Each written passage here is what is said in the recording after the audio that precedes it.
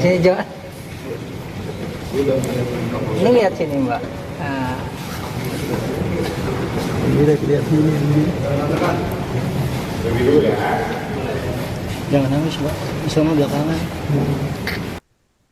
Setelah melakukan pembunuhan terhadap wanita lansia inisial N 59 tahun di Cisarua, Bogor, pelaku inisial NHF 32 tahun akhirnya diamankan polisi di kediamannya.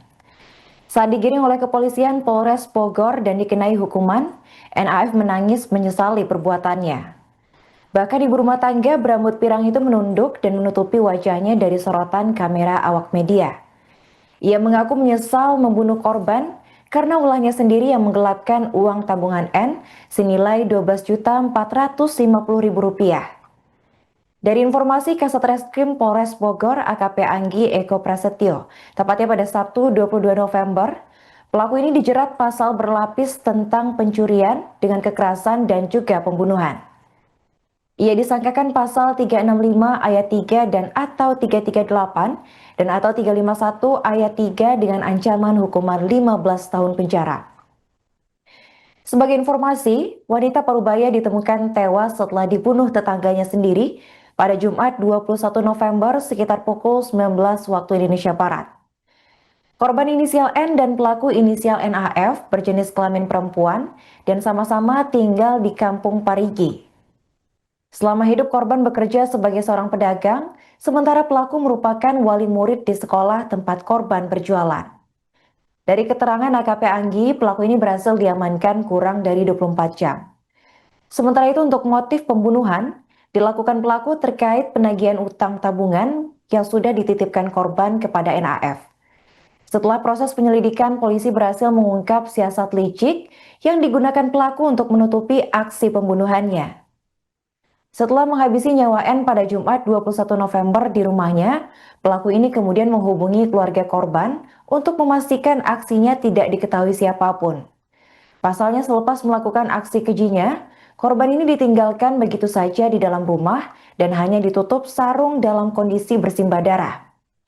AKP Anggi Eko Prasetyo mengatakan pada Sabtu 22 November, setelah mengambil handphone milik N, pelaku lalu menghubungi anak korban.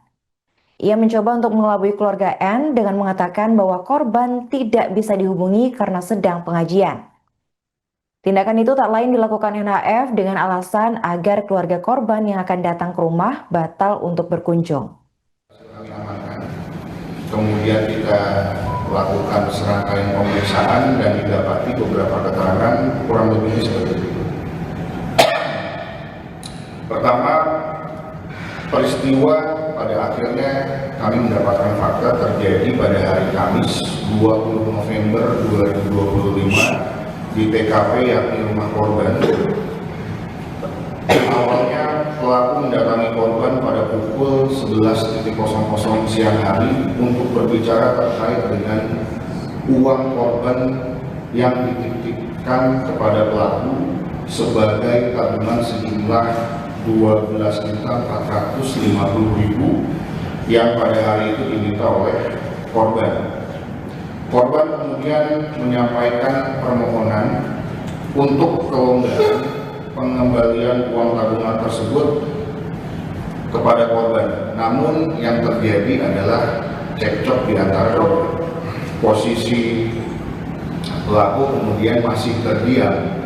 Pada saat itu belum terjadi tindak pidananya, berdiam karena posisi pada saat itu hujan, korban berada di tempat, pelaku berada di tempat korban, yaitu sampai dengan maghrib. Kemudian pada waktu maghrib, korban melaksanakan ibadah sholat maghrib, lalu secara tiba-tiba tersangka mengambil balok kayu yang tadi kami tunjukkan yang berada di dapur, kemudian menghampiri korban dan memukulkan kayu tersebut pada saat korban sedang sholat di posisi sujud pada bagian kepala.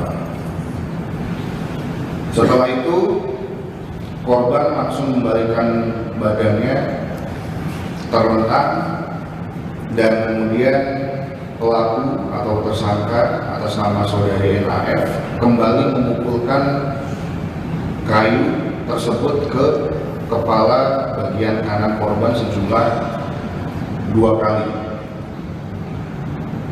Korban melakukan perlawanan, kemudian korban didorong hingga jatuh ke etalase yang berada di tempat kejadian perkara, hingga etalase tersebut hancur, pecah-pecah, dan mengenai bagian-bagian kepala daripada korban.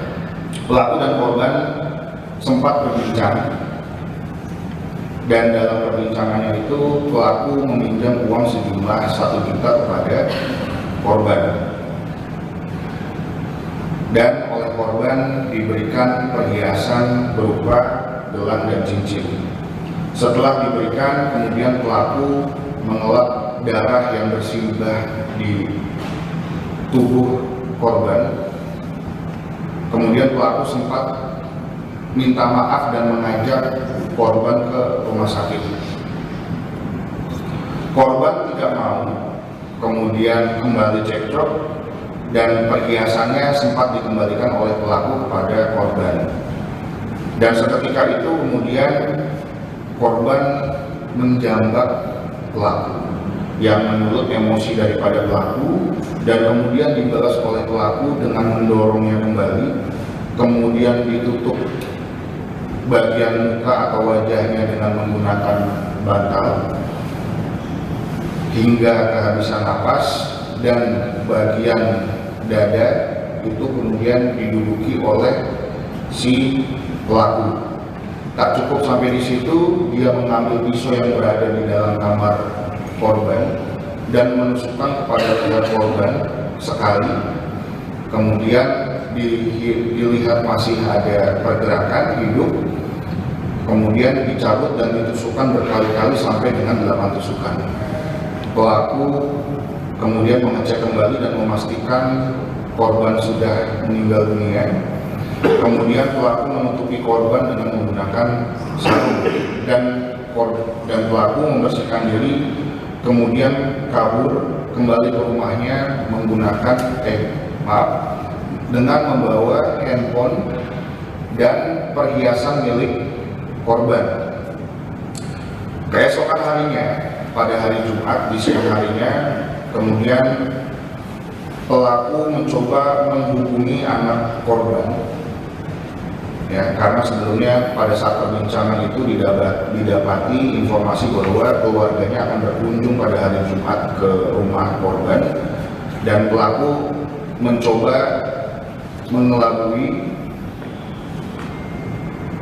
keluarga daripada korban dengan mengatakan bahwa korban tidak bisa dihubungi karena sedang pengajian, dan dicek apakah keluarga itu datang ke rumah korban atau tidak, dengan tujuan pelaku akan membersihkan TKP apabila keluarga korban tidak jadi ke rumah korban. Setelah mendapatkan petunjuk tersebut, maka tim langsung bergerak cepat, ya, ke lokasi pelaku berada, yakni di rumahnya di Kampung Cipari, Kelurahan Cisarua, Kecamatan Cisarua, dan di sana didapati tersangka atas nama NAF, usia 32 tahun, ibu rumah tangga.